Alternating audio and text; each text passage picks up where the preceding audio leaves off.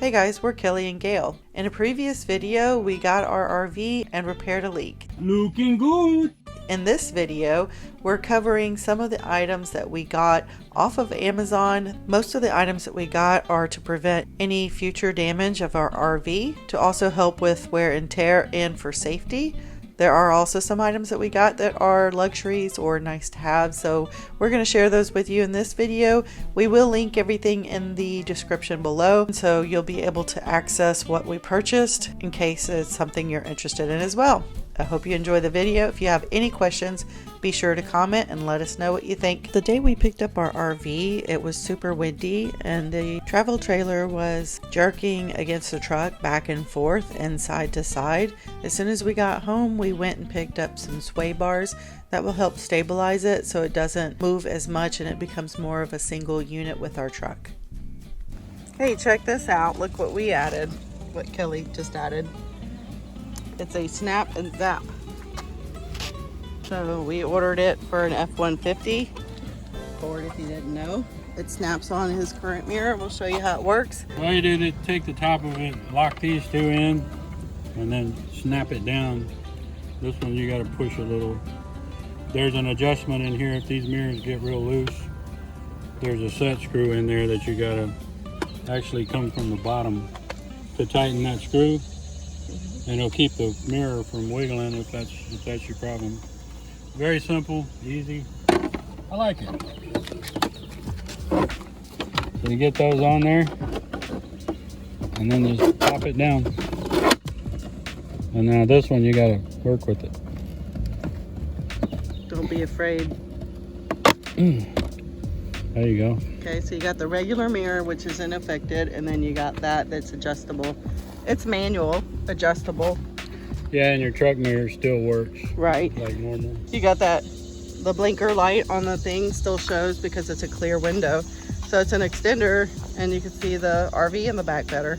Okay, the other thing we got off of Amazon, I'm gonna show them, is this regulator for pressure. You plug this into the hose, it's got a screen on it and a valve, and this tells you what the pressure is. And up here, you can adjust it to be whatever, is it PSI? Yeah, high and low depending on how. It's a normal regulator, just made for water. Yeah, and so we're gonna keep it around what, 40 or 45 probably? Yeah, 40 is what I'm gonna put it on. Never to exceed 50 pounds for sure. And you know, campsites, or you may not know, if you're new to this, they don't regulate the pressure. They do regulate the pressure in the park, but there's so many people using and not using and turning on and then turning off, and so the regulators, the water pressure is going to bounce. Right. Okay, so you're not using it and the pressure is too high, the water will go through your RV really fast and it will cause some of the tubes and pipes to basically disconnect. And then you've got water leaks all within your RV, and that's not good. So this will keep the pressure down. So if you're going to have a leak, it's not going to be because you have a lot of pressure. Let's see what this is the factory settings. Let's see what it goes to when I turn it on. This is normal at the house, and I'm on a water well. Do you want me to check the, okay, that's 45 is what it's at right now. Yeah, so I'm gonna back it down some. Okay. I don't like that. So I'm gonna check that leak. Okay, so let's see if it goes down when he... Well, it won't until you relieve it. He's just using a screwdriver. This is kind of where you need someone inside to relieve the pressure, and then someone can watch this, but if it's just you, then you just go back and forth until it gets to where you want it, I guess. But once we have it adjusted, it should stay at that pressure. We got this 0G 50-foot hose. This is not necessarily for RV and marine because we're not using this for drinking water. It's black, and we're going to use the black one for the black tank flush. We also got a blue 0G RV and marine grade hose, and we use that for the water that goes into the RV for our sinks and showers. We are doing a new surge protector for our RV. We couldn't stomach the $270 charge to get an EMS, I think is what it was. So we got an EPO, and this is, it's a pretty common brand. It's by Hughes, and it's the Watchdog. If there's a surge in power where it's like a lot of power, or not enough, it will cut off and protect our device.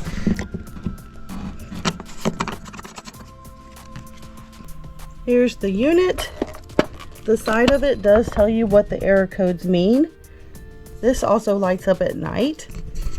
And because this is a 30 amp, this plugs into our RV cable electric hose, but this plugs into the 30 amp.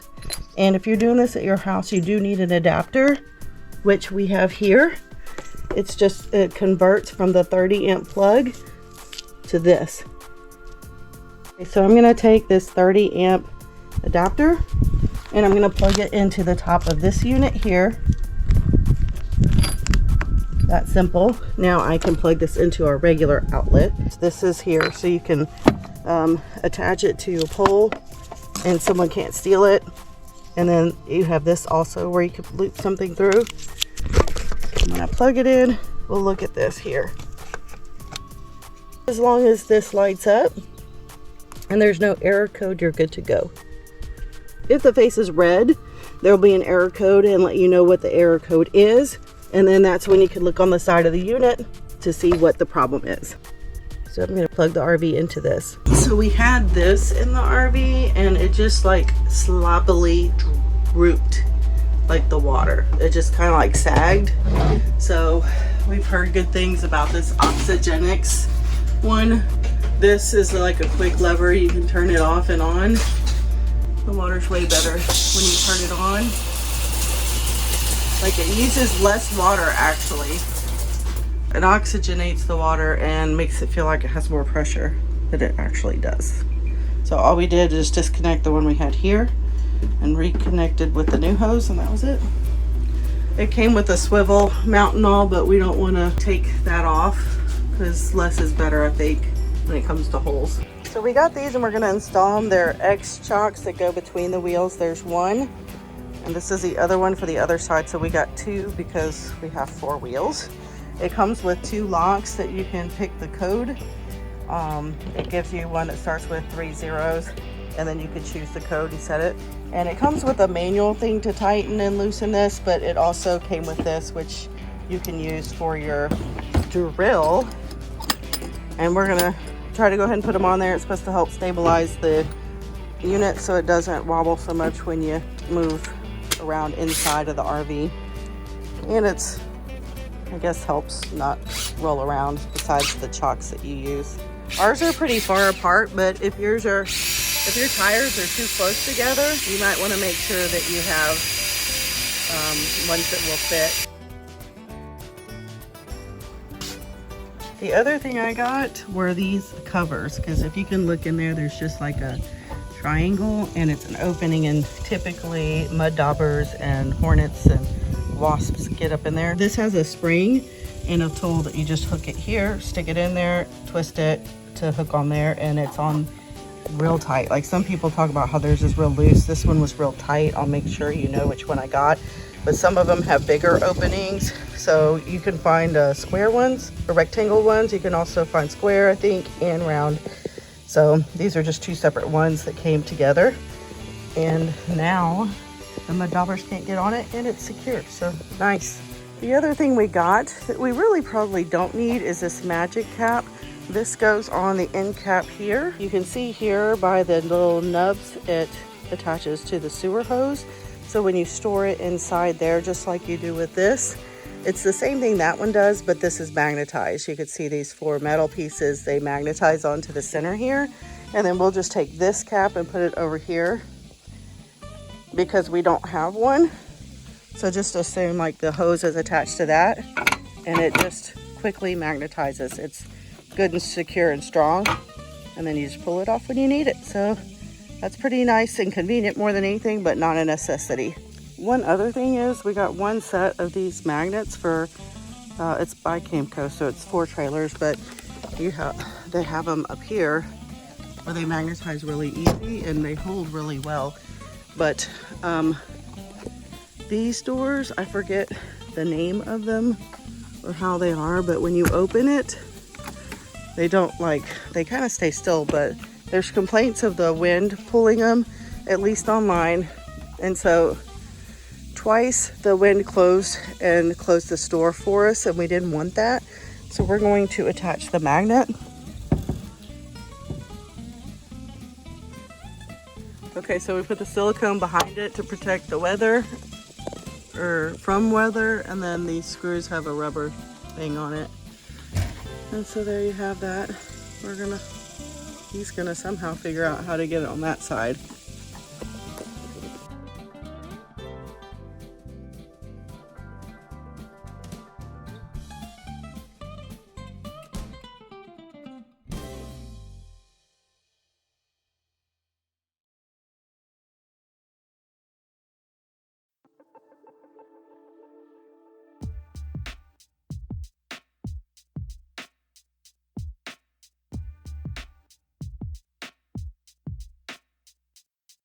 You can see here it started to bubble up where we put it on the actual door, probably where that sticker is. If you put it below or just don't put it on a sticker, you're probably okay. On the side of the RV where we put it, it's also on a sticker, but we didn't have an issue with it bubbling up. Not sure over time if that's going to get messed up.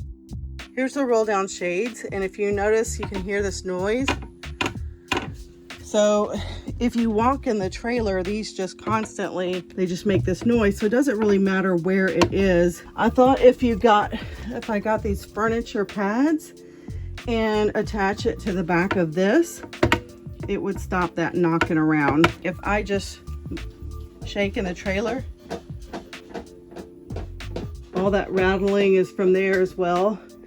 So I'm gonna try one set on here and see what happens. Here is what I did, and this is on a curve, as you can see, and these aren't curved. So I just pressed it on there and held it for about 10 or 15 seconds each. I'm not going to do this on all blinds. I want to see if the adhesive will stay, because extreme heat can tend to make these things not stick, I guess, depending on the quality. So now I'm gonna lower it to about middle way through and slam it. That's what you hear. So it works because it hits this metal all the way up. It hits this metal. So if this is here, then it's a buffer between the two, and it works. So that's good. One of the things I got that I didn't need is this glow in the dark tape. It illuminates from the light and the sun, and I ordered it without looking at the steps, and it has these grooves. So, and I was already thinking I wanted to put it on the edge, so when I come to step in the dark, I can know that that's where the step starts. I washed the steps pretty good with a brush and got all in the grooves, and I have this tool that we used for the tape that goes on the roof, and I'm going to use this in the grooves to put it on. So I'm going to try to put this on the edge here. It may not adhere. I'm just going to use this to kind of force it in the grooves. And if that works, then maybe it'll stay. I know if I put it on flush, it won't, because a lot of dirt and stuff will get in these grooves and eventually it'll come off. So this will be kind of cool because at night it can light up the steps. So I brought this tape in, but it's glowing. That's just from being outside. So it's kind of cool.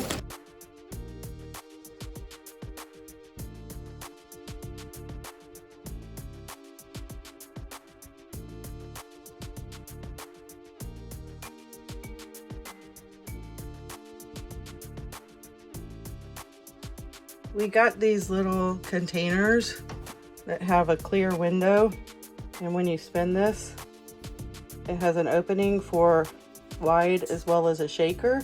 You just spin the top to the opening, and they came with labels so you could put what spice or whatever's in there. So we got all those filled up, and that's good when you're cooking. They're small enough. The one I got comes with 6. But there's one that comes with more, and it also comes with like a metal plate that you could attach to the wall. But we also have spices in our cabinet, which are pretty much duplicates of that, because this is just for convenience of cooking or whatever if we want to take it outside.